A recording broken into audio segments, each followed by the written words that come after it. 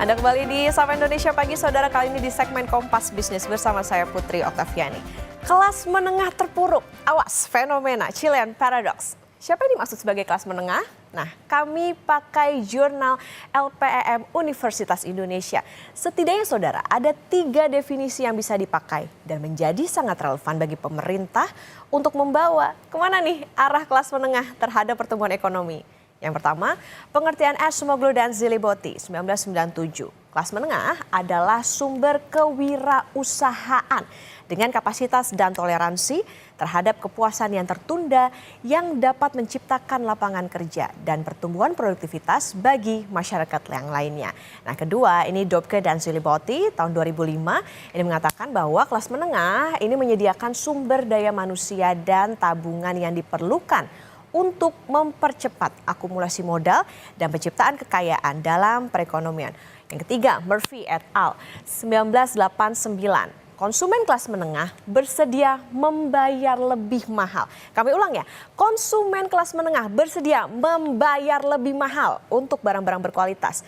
Nah, hal ini mendorong diferensiasi produk, investasi, dan inovasi dalam kegiatan produksi yang pada akhirnya meningkatkan pendapatan untuk semua orang. Nah, 3 definisi ini saudara kami simpulkan kelas menengah itu adalah separuh nyawanya ekonomi Indonesia.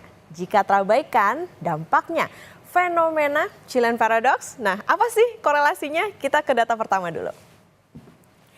Data terbaru Survei Sosial Ekonomi Nasional atau Susenas oleh Badan Pusat Statistik atau BPS yang diolah oleh Lembaga Penyelidikan Ekonomi dan Masyarakat, Fakultas Ekonomi dan Bisnis, Universitas Indonesia, LPEM FEB UI.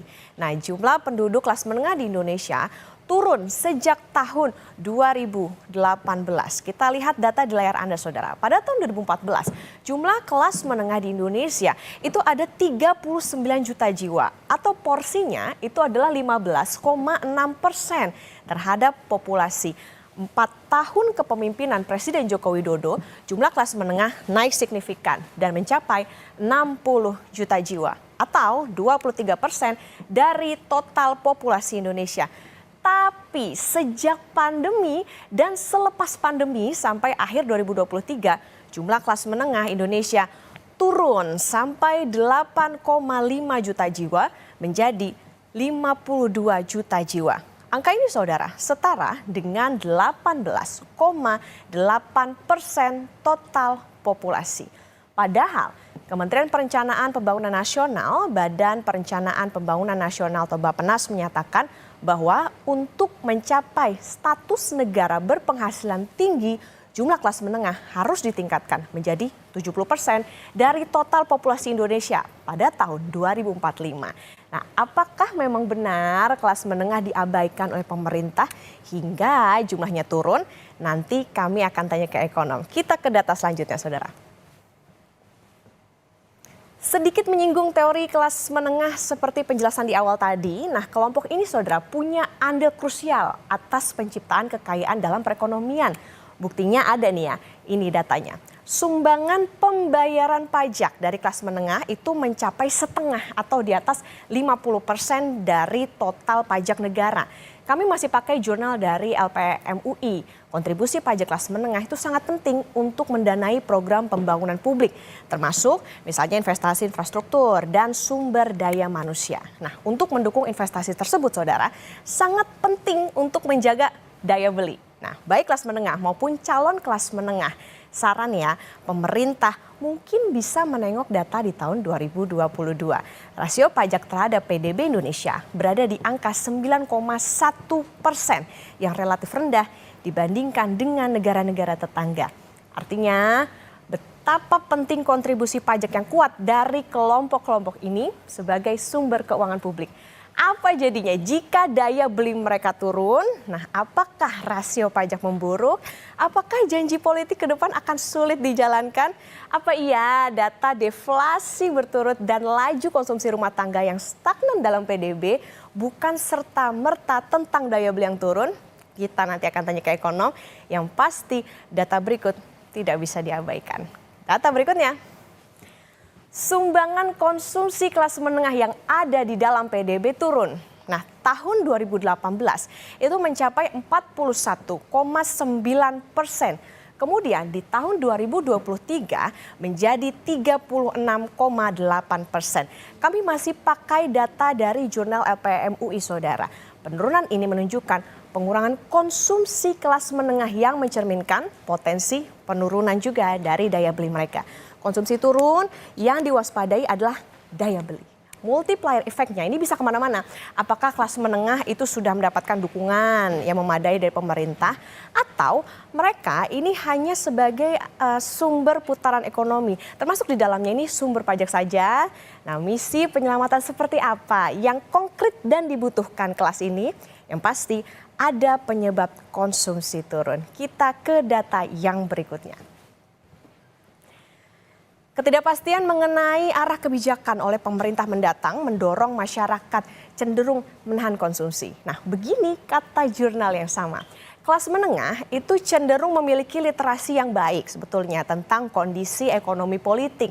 Oleh sebab itu, mereka memiliki diskresi atau kemampuan untuk mengambil keputusan untuk diri sendiri.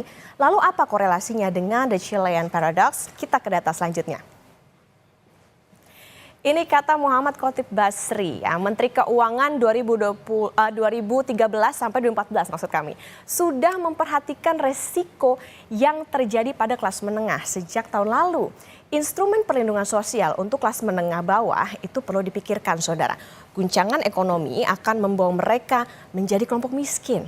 Khatib juga bilang, orang memang mengakui kemajuan telah terjadi, tapi tidak secepat yang diharapkan. Ada kesenjangan antara ekspektasi sama realitas. Orang itu tak cukup sabar untuk itu. Nah, isu ini saya kira amat relevan untuk Indonesia ke depan. The Chilean Paradox adalah terabaikannya kelas menengah. Aspirasi kelas menengah terus meningkat. Orang nggak lagi bicara mengenai kebutuhan, tetapi keinginan. Perbaikan kualitas jasa publik sedikit banyak didorong kelas menengah yang cerewet.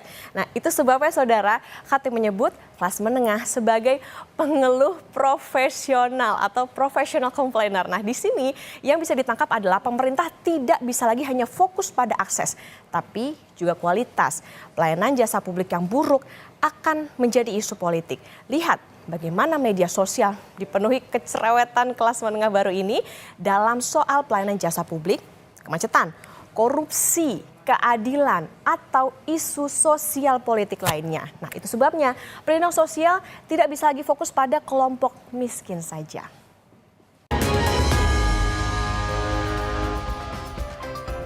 Kompas Bisnis masih bersama Anda, saudara. Benarkah kelas menengah minim dukungan karena banyak yang lebih fokus pada kelompok bawah? Apa sih dampaknya jika kelas menengah terabaikan? Chilean Paradox, apakah bisa terjadi di Indonesia? Kompas Bisnis sudah bersama Bima Yudhistira, Direktur Eksekutif Selyo. Selamat pagi, Mas Bima. Selamat pagi. Mas Bima, kita bicara soal bagaimana fenomena kelas menengah ini angkanya turun. Nah, apa sih sebetulnya yang membuat daya beli dari kelas menengah ini turun? Terus kemudian apa benar sih mereka ini karena terabaikan? Jadi kelas menengah ini memang pada waktu pandemi salah satu yang paling banyak mendapatkan dukungan pada saat itu. Ada insentif perpajakan, PPh 21 ditanggung pemerintah, dan berbagai stimulus lainnya. Nah, setelah pandemi ternyata situasi tidak kunjung mengalami perbaikan yang cepat. Bahkan pemulihan ekonomi cenderung tidak merata. Pasca pandemi banyak sekali industri yang kemudian tumbang, dan kita melihat justru kelas menengah itu menjadi beban utama dari sisi pendapatan perpajakan. Jadi mereka lapangan kerjanya semakin sempit, angkatan kerja semakin banyak, usia muda penganggurannya Indonesia salah satu tertinggi bahkan di negara-negara ASEAN, tapi mereka dipaksa misalnya untuk membayar tarif PPN menjadi 11%, yang rencananya tahun depan menjadi 12%. Kelas menengah juga kita tidak lupa tahun 2022 itu menghadapi situasi yang pelik karena adanya krisis minyak goreng. Jadi minyak goreng langka, minyak goreng harganya mahal, jadi bahan makanan itu juga berkontribusi terhadap fenomena yang kita kenal sebagai shrinking middle class. Jadi jumlah kelas menengahnya semakin menyusut. Menyusut itu kan bukan kemudian jadi orang kaya baru, tapi yang menyusut yang dimaksud adalah dia turun kelas menjadi kelas menengah rentan atau bahkan jadi orang miskin baru. Nah, selain itu juga ada permasalahan soal upah yang menghambat kenaikan dari daya beli. Jadi upah minimum dengan Undang-Undang Cipta Kerja itu kenaikannya sangat kecil. Bahkan di 2024 misalnya di beberapa daerah itu kenaikan upah minimumnya di bawah 3%. Yang berarti kelas menengah dengan upah minimum itu tidak mampu kemudian membayar kebutuhan hidup terutama dari segi biaya pangan, pendidikan, kemudian kesehatan. Yang akhirnya mereka ya, ini turunannya aja ya, misalkan terjebak pada judi online. Kemudian kalah judi online, dia terjebak pada pinjaman online. Tapi itu sebenarnya adalah masalah struktural yang kemudian merembet ke masalah lainnya. Tapi bukan kelas menengah daya belinya turun karena main judi online dan pinjaman online gitu. Menarik tadi soal UU Cipta Kerja sempat di-highlight oleh Mas Bima. Artinya UU Cipta Kerja ini justru menciptakan atau menurunkan jumlah kelas menengah kan? Atau seperti apa Mas Bima? Iya, jadi pada waktu Undang-Undang Cipta Kerja kemudian disahkan, itu besar harapan investasi yang masuk semakin besar menyerap tenaga kerja. Ternyata Undang-Undang Cipta Kerja disahkan, investasi yang masuk makin tidak berkualitas. Jadi antara nominal investasi langsung dengan penyerapan tenaga kerja, bahkan kita ambil contoh hilirisasi nikel, gitu, itu semakin tidak berkorelasi. Yang jadi masalah sekarang justru dengan Undang-Undang Cipta Kerja, kenapa banyak industri padat karya yang gulung tikar. Banyak PHK terjadi secara masif. Jadi Undang-Undang Cipta Kerja ini akhirnya menjadi salah satu faktor juga yang menyumbang penurunan daya beli di kelas menengah, terutama pekerja di sektor formal. Oke, karena itu tadi tidak sejalan antara investasi dan juga jumlah ketersediaan lapangan kerja ini tadi. Mas Bima, negara dengan tax ratio di bawah 15%, kata IMF dan juga World Bank tidak akan mampu memenuhi kebutuhan belanjanya. Apa jadinya kalau daya beli dari kelas menengah ini menurun? Apakah rasio pajak memburuk yang kemudian bisa berdampak janji politik nantinya bisa sulit untuk dipenuhi atau bisa tercapai? Iya, jadi memang harus diingatkan terus kepada pemerintahan yang akan datang, gitu ya, Prabowo Gibran ini, bahwa program-program yang sangat populis dan sangat besar, mulai dari food estate, bioenergi, kemudian ada makan bergizi, itu semua siapa yang akan menopang dengan kondisi penerimaan pajak masih sebagian disumbang oleh kelas menengah. Jadi kalau kelas menengahnya semakin sedikit, maka sumbangan dari rasio pajaknya juga bisa berkurang. Dan ini akan mempersulit dari ruang fiskal atau APBN membiayai program-program yang besar. Jadi pilihannya adalah kelas menengahnya kemudian didorong agar daya belinya menguat, jumlahnya lebih banyak lagi, dan syukur-syukur sebagian naik kelas menjadi orang kaya baru. Atau yang kedua, mau tidak mau, karena rasio pajaknya sulit untuk dinaikkan, program-program prioritasnya harus dipilih mana yang urgent. Karena ini jadi salah satu kekhawatiran membalikkan daya beli kelas menengah juga butuh waktu. Oke. Programnya harus realistis lah ya, bisa dibilang seperti itu. Kalau butuh berapa lama untuk membuat situasinya tuh kalau kita lihat dari kelas menengah ini bisa kembali pulih, bisa aman gitu untuk nantinya bisa memenuhi tadi janji-janji politik dan tentunya untuk bisa membuat keuangan negara ini bisa lebih aman gitu Mas Bima. Ya, yang paling dekat yang bisa dilakukan, kelas menengah ini ragu untuk belanja. Salah satunya kan ketidakpastian kebijakan. Ketidakpastian kebijakan itu bermula dari kebijakan pajak.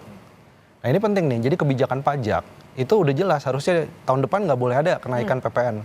Kalau perlu kenaikan PPN ditunda, yang ada adalah penurunan tarif PPN. Jadi misalkan tarif PPN sekarang 11% jadi 9%. Nah itu bisa jadi salah satu cara untuk mendorong belanja kelas menengah. Kemudian yang kedua, yang paling dekat itu bagaimana caranya harga pangan memang sudah mulai turun, tetapi kita melihat ada situasi pangan global juga sedang tidak baik-baik saja. Itu bagaimana caranya agar ketahanan dan kemandirian pangannya itu didorong. Jadi tidak terlalu banyak mengimpor. Kemudian nih ada ancaman serius resesi ekonomi di Amerika Serikat. Dan itu bisa berdampak ke stabilitas nilai tukar rupiah. Jadi menjaga nilai tukar rupiah itu sama dengan menjaga daya beli masyarakat kelas menengah. Yang konten konsumsi impornya juga cukup besar. Nah berikutnya lagi infrastruktur. Ini kan lagi dikebut nih, IKN dikebut, infrastruktur banyak dikebut. Tapi yang jadi catatan, infrastruktur yang dikerjakan itu harus punya dampak spillover atau dampak berganda itu kepada sektor-sektor termasuk usaha swasta skala kecil.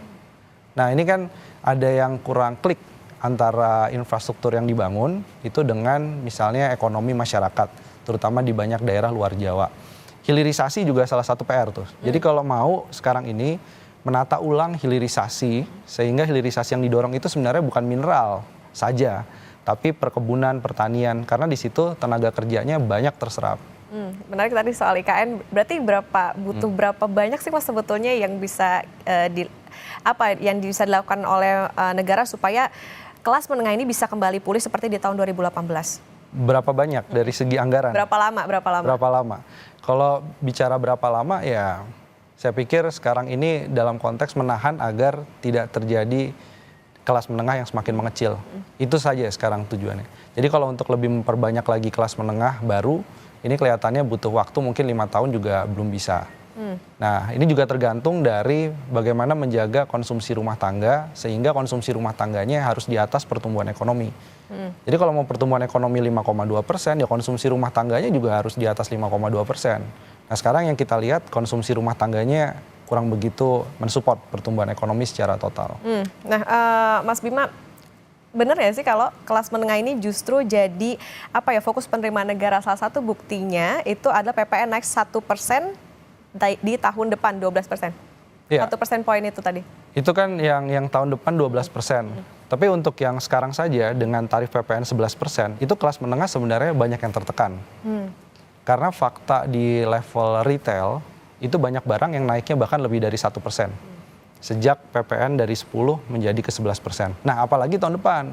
Nah tahun depan kan situasinya ada tekanan rupiah, geopolitiknya memburuk, resesi di negara-negara maju. Kemudian dari sisi fiskal, anggarannya juga semakin terbatas. Pemerintah harus milih, mau tetap maksa program-program yang besar atau membayar utang jatuh tempo 800 triliun tahun depan. Jadi APBN-nya juga nggak luxury untuk menopang berbagai insentif atau stimulus. Jadi yang bisa dilakukan adalah jangan mengejar kelas menengah dari segi rasio pajak, tapi kejarlah orang-orang yang super kaya ini. Nah ini nggak pernah diurus sama negara, karena dikasih terus pengampunan pajak berkali-kali, tax amnesty. Jadi mungkin tax amnesty keberapa sekarang ya, udah kedua atau ketiga gitu ya. Yang berarti adalah kelas yang paling kaya ini, yang terjaga ekonominya bahkan ketika kondisi pandemi, ini tidak menjadi objek utama dari penerimaan pajak. Oke, fokusnya adalah soal bagaimana ketidakpastian ataupun juga kepastian yang bisa didapatkan oleh kelas menengah. Nah, kita bicara soal ketidakpastian dari yang didapatkan atau yang dirasakan oleh kelas menengah ini kan justru membuat mereka nahan belanja, Mas. Nah, sebetulnya kepastian apa sih yang dibutuhkan oleh kelas menengah ini supaya tadi jumlah kelas menengah itu bisa terjaga ataupun pulih kalau bisa? Ya, kalau terjaga saja misalnya kelas menengah itu butuh kepastian paling dekat lah. Siapa yang jadi Menteri Keuangan ke depan? Di era Pak Prabowo ini bulan Oktober, kalau mau diumumkan kabinet barunya, siapa tim ekonominya? Itu harus teknokrat. Harus yang punya memang track record yang untuk bilang bahwa Pak Prabowo, mohon maaf, ini anggaran ke depan, ini sudah sangat mepet, tolong diseleksi lagi programnya, kalau mau naikkan rasio pajak boleh, tapi yang disasar bukan kelas menengah lagi, harus cari kreatif pendapatan pajak yang lain misalnya. Itu juga salah satu cara agar kelas menengah lebih tenang, ada kejelasan kebijakan untuk pajak. Begitu juga soal misalnya kebijakan-kebijakan yang berkaitan dengan industri. Nah itu juga membuat kelas menengah yakin bahwa ada lapangan kerja terbuka ke depan. Jadi apa kebijakan industrinya? Nah sekarang kan kita kebijakan industrinya kadang-kadang kaget gitu ya. Jadi tiba-tiba ada industri ini minta insentif dikasih, tapi di sisi yang lain impor barang jadi diberikan juga insentif. Itu dalam kasus mobil listrik terjadi seperti itu. Jadi buat pelaku industri juga bingung dan akhirnya nanti berpengaruh ke pembukaan lapangan kerja baru. Oke. Artinya konsistensi secara hukum yang harus diperhatikan seperti apa Mas Bima, kalau kita juga melihat bahwa misalnya nih kalau kemarin di kampanye itu nggak ada bisa dikatakan gitu ya program atau janji-janji yang prioritas untuk kelas menengah, kemudian juga sekarang kita tahu bendahara umum partai jadi wamen, apa yang harus diperhatikan dari ini? Ya, saya salut sebenarnya ada banyak program itu ingin mengentaskan kemiskinan. Makan bergizi itu kan juga sasarannya sebenarnya adalah masyarakat yang miskin, kemudian daerah dengan 3T atau gizi buruk ya. Jadi banyak sekali itu program-program itu. Nah, kelas menengahnya memang hilang. Jadi kelas menengah ini dianggap pembayar pajak saja, tapi belum terlalu banyak menikmati manfaat dari berbagai visi misi ini. Tapi masih ada waktu saya pikir. Jadi sisi optimismenya adalah kelas menengah ini mulai sekarang harus jadi perhatian. Karena yang kelas menengah mepet dengan garis kemiskinan itu 115 juta orang jumlahnya. Mereka nggak dapat bansos sampai hari ini. mereka bukan orang miskin, jadi nggak dapat PKH dan lain-lain. Bahkan di level misalkan dana desa, mereka seringkali juga tidak banyak dilibatkan. Nah ini yang mungkin pendekatan programnya harus mendukung kelas menengah rentan ini. Dengan berbagai jalan, salah satunya adalah kebijakan perpajakan dan belanja yang fokus infrastruktur menetes ke bawah untuk kelas menengah rentan. Oke, artinya memang harus ikut dilibatkan juga, jangan sampai cuma diambil pajaknya doang nih ya dari kelas menengah. Nah, Mas Bima, jumlah kelas menengah ini kan harus ditingkatkan jadi 70% dari populasi Indonesia pada tahun 2045 kalau Indonesia mau naik status sebagai negara berpenghasilan tinggi. Tapi indeks manufaktur kita aja diubah di bawah 50%. Atau sudah berubah di bawah 50%. Nah, apa yang harus dilakukan secara long term ataupun juga short term lah gitu untuk soal fenomena ini?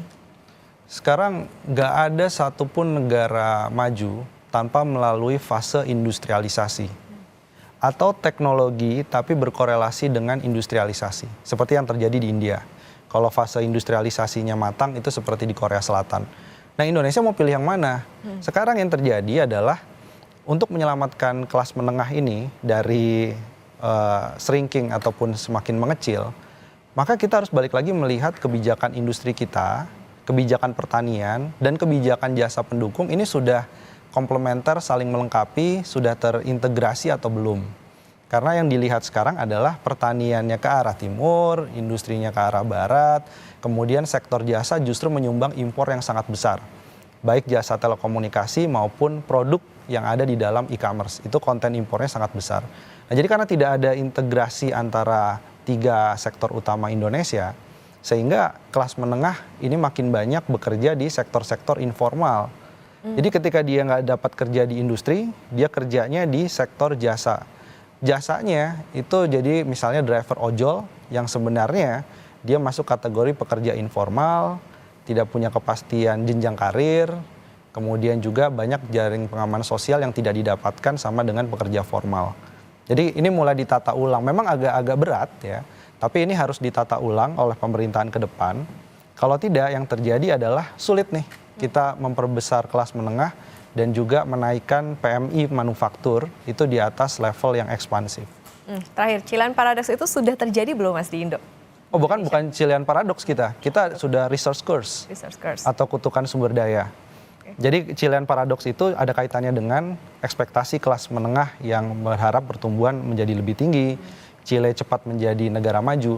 Tapi kalau di Indonesia konteksnya, kita punya sumber daya alam, mungkin hampir sama dengan Chile dalam konteks sumber daya alamnya. Tapi di sisi yang lain, kok tidak banyak kelas menengah menikmati sumber daya alam ini? Ya jelas, karena dari sisi pajaknya belum tereksplorasi dengan baik.